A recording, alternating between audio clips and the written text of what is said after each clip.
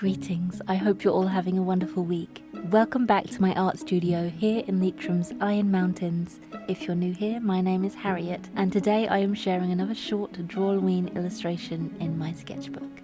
The Drawloween prompt list I was using is by Mab Graves, and it's hashtag mabsdrawlloweenclub 2020. This prompt was from day 5, and the prompt was witch.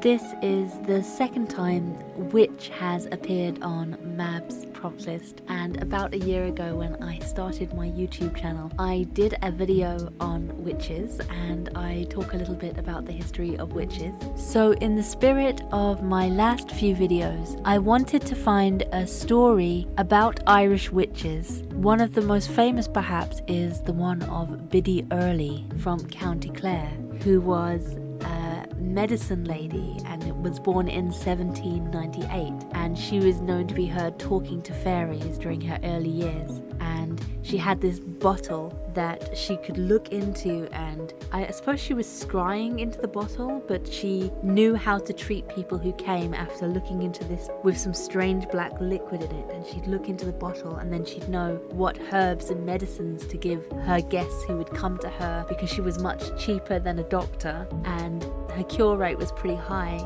She became quite famous and well known, and she never took any money for her cures. People would bring her gifts like alcohol, whiskies and bits of food and stuff, but her immense popularity was a threat to the church. So in 1865, when she was 67 years old, she was accused of witchcraft, and it was very rare during that time in the 1800s, although the law was still in place. It was very rare for a woman to be brought to trial as an accused witch. But all her friends rallied round her, and any witnesses who were to stand against her backed out, so the case was thrown out for lack of sufficient evidence. And that was one of the last witch cases brought to court in Ireland, and that was in 1865. A little bit closer to where I live in Ireland, in the northwest and in County Leitrim, I found a little piece of folklore called A Witch's Tale, and I would like to share it with you here because it was collected in County Leitrim in Hamilton, and it's set on the Cavan border, and I live about 10 minutes from the Cavan border here in Leitrim, so this is very local to me, and it's the first time I've heard this tale. In 1937, the Irish Folklore Commission, in a collaboration with the Department of Education, initiated a revolutionary scheme to which school children were encouraged to collect and document their local history, living history from their families, and over a period of about 18 months, 100,000 children in 5,000 primary schools in all 26 counties were encouraged to collect folklore material in their home districts. So this one, like I said, is set in County Leitrim. It's quite an interesting one. It's not a typical witch story, but because of its location, I was just absolutely intrigued by it. So I'm going to read it here now. A Witch's Tale. In North Leitrim, near the Cavan border, is the Newbridge district. This is on the southern slope of the Lagac Hills, in what is known as the townland of Carrakeelack. It is a place called locally as 𝐬𝐿𝐵𝐿𝐿. It was the burial place of unbaptized infants. About 90 years ago, in this place, lived a man and his wife and his daughter. They were very poor. The little girl sometimes worked for a neighbour. One day, when she was about 14 years of age, Nanny, for that was her name, went to a neighbour's house named John Martin's to take some of the children. On her way home that evening, she felt very sick. When she came in, she was put to bed. Here she remained for days without getting any better. The days in bed became weeks, and the weeks became months. Still, Nanny claimed she was too ill to rise. Nanny's people, as was said, were very poor, and the neighbours came each day with something to help and comfort her. Their help took the form of either food or stuff for the fire. Soon Nanny was able to tell her mother when these people would come, and exactly what each of them would bring. The mother became frightened at this strange power of Nanny's, and told the neighbours about it. When questioned about it herself, she said that she was not the child, but another woman in her place. Nanny became the talk of all the neighbours. About the fireside they talked and whispered of her, but speak as easy as they might, when they visited her next night, she was able to tell them all of their conversations. In the neighbourhood lived one man who said he would not or could not believe that she had such unnatural or supernatural powers. So one day he called to see her. Immediately, she told him everything that he had said about her. He confessed that he had said all of these things, but he still believed that she was a fraud. Well, said Nanny, I will prove to you that I am no fraud. If you go to the door in half an hour, you will see all the dead belonging to you pass by.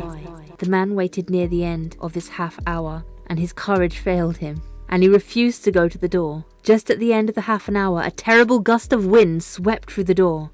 Now, said Nanny, there goes your dead, if you wish to see them. A near neighbour of Nanny's, and who was very good to them, was her Johnny Mac. One morning Johnny was out on the mountain after his sheep. He sprained his foot and was unable to visit Nanny for some days. One night he brought to her and her parents a keel of turf, and he apologised to Nanny for his absence the last few days, saying he was very busy. Oh, said Nanny, I know well what kept you. You got hurt on the mountain when you were after sheep. Your father, who is dead, tried to kill you, but your grandfather saved you. Take my advice and never be out so early in the morning. At the end of about 3 years, Nanny announced to the people of the house that she was going to leave them, and that the child would be restored to them if they did as she told them to. She told them to build for her a small house about the size of a hen house. Then she ordered them to carry her upon the bed to the little house and leave her there. The neighbours did as she directed, and the door was closed, and they departed for the night. The next morning, Johnny Mac came to see if she was still in the house. After knocking for some time on the door, he heard a voice saying the words, "Oh, I am so tired, I cannot rise. I spent all of yesterday at Johnny Martin's, minding the children." Johnny opened the door, and to his surprise, the weathered old hag was gone, and in her place was the real Nanny, with her innocent, childish smile. Nanny grew to womanhood, and went to Scotland and married there. Nanny's family name was McFarlane, but she lives on in the stories told of her, under the title of Nanny Wali Alish. That was A Witch's Tale, and that was a little piece of local folklore about a witch. To me, that was more of a possession story. I think it was unusual that the old woman possessed the child for 3 years. I wondered maybe the child was in some kind of coma and this spirit took her. She didn't seem overly evil, but she seemed to be able to see between veils, like she could see the dead, and she could also see all around and inside all the villagers' homes to know what they're saying and things. So I suppose with her, what the villagers perceived as supernatural powers to be able to see everywhere at once, they called her a witch. For my piece, I have done this in colouring pencil. I'm predominantly using the Derwent black and white tonal colouring pencil set, and I've introduced some brighter tones with Faber-Castell classic colouring pencils.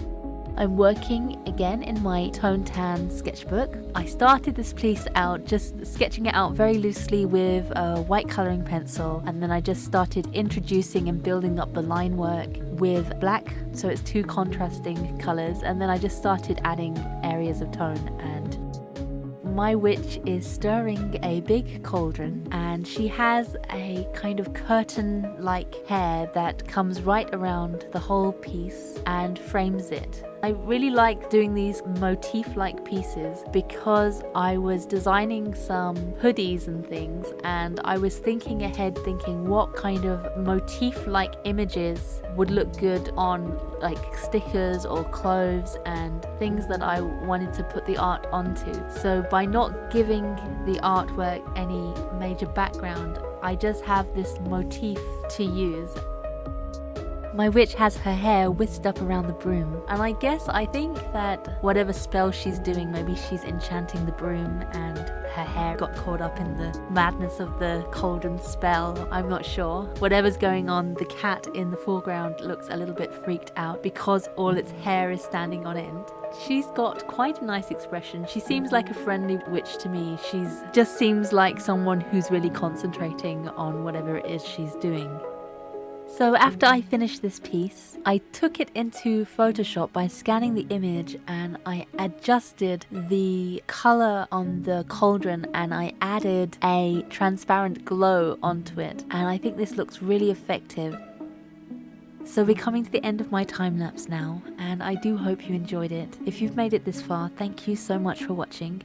Do have a wonderful and inspiring week, and I hope to see you all again soon for another video. Bye bye!